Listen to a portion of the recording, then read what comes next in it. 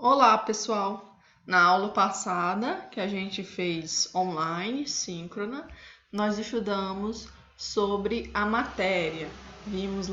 Estudamos que tudo ao nosso redor, o universo, é uma manifestação de matéria ou de energia. Nós definimos o que era matéria, definimos o que era um corpo e o que era um objeto.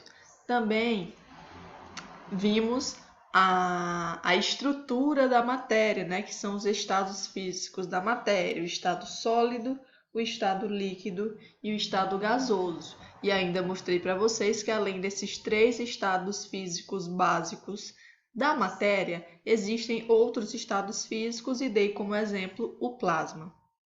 Também estudamos sobre as transformações físicas que ocorrem na matéria, que são as mudanças de estado físico, né? Como, por exemplo, a condensação, a fusão, a solidificação. E vimos que essas mudanças de estado físico estão relacionadas com a absorção ou a perda de calor.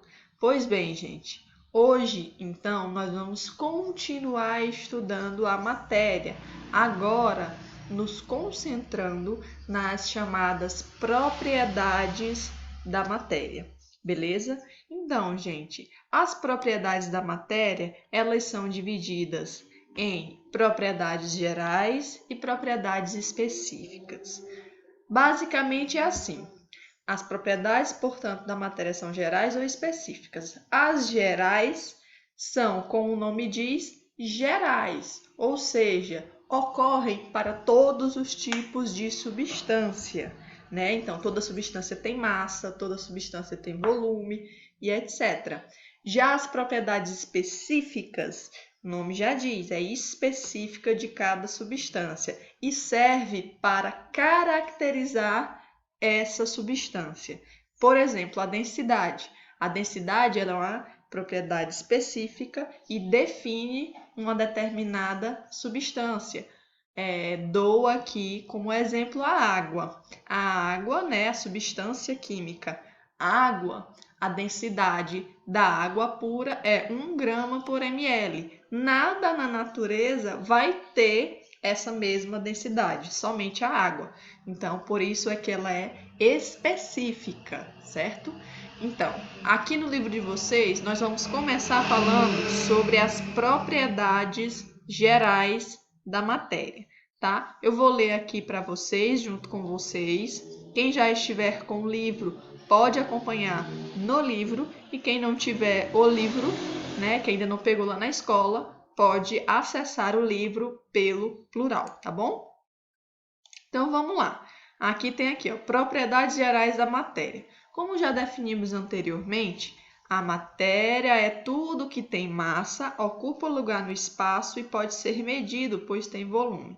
Toda e qualquer espécie de matéria é constituída por substâncias químicas. O nosso corpo, os alimentos, o ar que respiramos, os materiais escolares, os aparelhos eletrônicos, os automóveis, os objetos e uma infinidade de coisas são constituídas de matéria. A partir de agora, aprenderemos as principais características da matéria. Veremos que algumas propriedades, como massa, inércia, impenetrabilidade, volume, divisibilidade, compressibilidade e elasticidade, são comuns a todo tipo de matéria. Essas propriedades que são comuns a todo tipo de matéria é que são ditas propriedades gerais. E aí nós vamos começar a estudar essas propriedades gerais, tá? Agora nós vamos passar lá para a nossa aula lá do PowerPoint, tá? Então tá aqui, gente, ó. A matéria possui propriedades que a caracterizam. Essas propriedades podem ser gerais ou específicas. As propriedades gerais, que é o que nós estudaremos agora, como já dissemos, são comuns a todo tipo de matéria. E como elas são comuns para todo mundo, ela não serve para a gente conseguir diferenciar um tipo de matéria do outro, certo? Então é sempre igual, é invariável. Que propriedades são essas? Quais são as propriedades gerais da matéria? São massa, olha aqui, ó, massa, impenetrabilidade, indestrutibilidade, volume ou extensão, que é a mesma coisa, compressibilidade, elasticidade, que são meio que inversos, divisibilidade e inércia. Essas são as propriedades gerais da matéria. Nós vamos começar estudando a massa, né? O que é a massa? A massa é a quantidade de matéria de um corpo. Isso é que a gente define como massa. Aí tem aqui, ó, é uma grandeza que pode ser medida através de um instrumento chamado de balança. Então, quando a gente vai e sobe em cima de uma balança, a gente diz que vai medir o nosso peso, na verdade, não é o nosso peso que nós estamos medindo, é a nossa massa, certo? Então, massa é a quantidade de matéria de um corpo que é medido através das balanças. A unidade padrão no Sistema Internacional de Unidades e Medidas, que é o SI, para massa é o quilograma, cujo símbolo é o kg, tá bom? kg, quilograma. Além do quilograma, nós temos outras unidades de massa, como o grama, a tonelada, miligrama e etc. Lá no começo do ano, a gente já aprendeu como fazer essas transformações de unidades de medida, como transformar grama em quilograma, como transformar quilograma em tonelada e assim por diante. Aqui eu trouxe só algumas figurinhas para mostrar para vocês esses instrumentos, né, que são as balanças que tem, enfim, vários tipos, certo? Vamos agora lá para o nosso livro ver o que ele diz sobre a massa.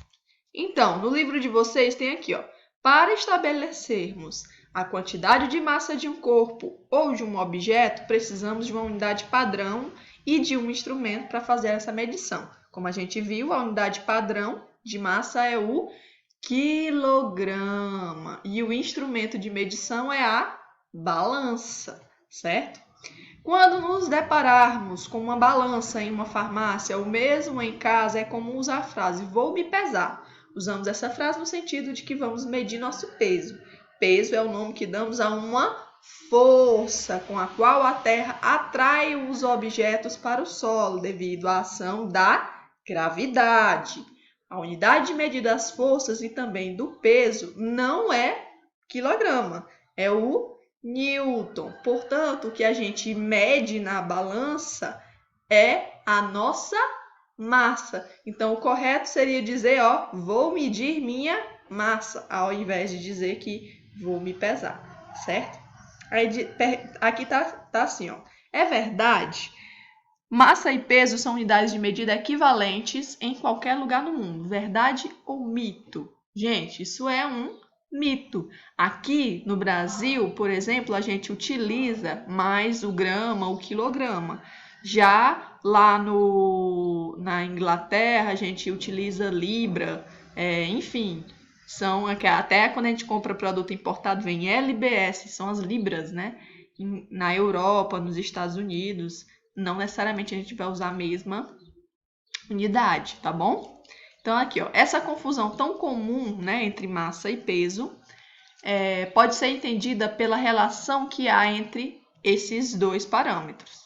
Para exemplificar, 1 quilograma de arroz tem um peso de aproximadamente 10 newtons, enquanto que a massa não se altera. O peso depende da força com que a Terra atrai o corpo. Aí, ó, quando a gente estiver estudando a força-peso, nós vamos ver isso mais detalhadamente, né? A massa é comum. Se um corpo tem massa de 10 quilos aqui na Terra, ele vai ter 10 quilos na Lua, vai ter 10 quilos em Júpiter. Já o peso vai se alterar, porque o peso depende da gravidade. A gravidade daqui do nosso planeta é diferente da gravidade da Lua e que é diferente da gravidade de Júpiter. Então, a força-peso, ela varia, ela depende da gravidade, beleza? Agora nós vamos estudar a nossa segunda propriedade geral da matéria, que é a inércia. Então tá aqui, ó, no livro de vocês. Quando estamos em um veículo em movimento e os freios são acionados para pará-lo, nosso corpo é projetado para frente por causa da tendência de permanecer em movimento. Então, quando a gente está no carro andando e de repente alguém freia bruscamente, nosso corpo é jogado para frente. Por quê? Porque nosso corpo tende a manter o movimento. Essa tendência em manter um movimento é chamado de inércia. Na verdade, a inércia é a tendência que um corpo tem a manter o seu estado inicial, que pode ser de movimento ou parado. Da mesma forma, é quando você está dentro do carro e o carro vai sair.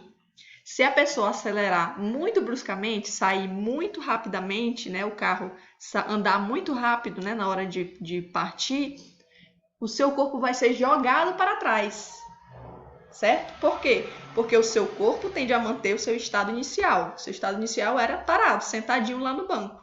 Então, o corpo tende a manter esse estado inicial que era de estar parado, né? Então, por isso que o seu corpo é jogado para trás. Da mesma forma que quando você entra em movimento e o carro freia bruscamente, você é jogado para frente. Porque da mesma forma, o seu corpo tende a manter o estado inicial, que no caso era de movimento. Então, por isso que seu corpo é jogado para frente, certo? Isso é a inércia. Então, tá aqui, ó. Podemos explicar esse fato assim. Todo material tende a se manter em seu estado de repouso, parado, ou de movimento, uniforme em linha reta, desde que nenhuma força seja aplicada sobre ele. E essa propriedade é que nós chamamos de inércia. Aqui na nossa apresentação eu coloquei o exemplo. Ó. Inércia, um corpo tende a manter seu estado inicial de repouso, paradinho, ou de movimento, até que uma força atue sobre ele, certo? Aí detalhe, gente, a inércia depende da massa do corpo. Quanto maior massa o corpo tiver, maior será a sua inércia, certo? Então, se você, por exemplo, quiser movimentar uma bolinha de gude, para ela sair do estado inicial dela, de repouso, para entrar em movimento, você usa uma força, né? Mas uma força bem pequenininha. Agora, se você tivesse uma bola gigante, sei lá, de 1 tonelada, você dificilmente conseguiria retirar ela do seu estado inicial de repouso, parada, porque a força que eu teria que exercer para bater, vamos dizer assim, para combater a sua inércia era muito grande. E aqui eu coloquei a figurinha do exemplo, né? As pessoas aqui dentro do ônibus, quando um pedestre pede parada para o ônibus, as pessoas que estão aqui em pé são jogadas para frente, né? Porque o corpo tende a manter o seu estado inicial, no caso aqui de movimento, e por isso o corpo é jogado para frente, beleza? Na nossa próxima videoaula nós vamos conhecer mais algumas propriedades gerais da matéria. Até lá!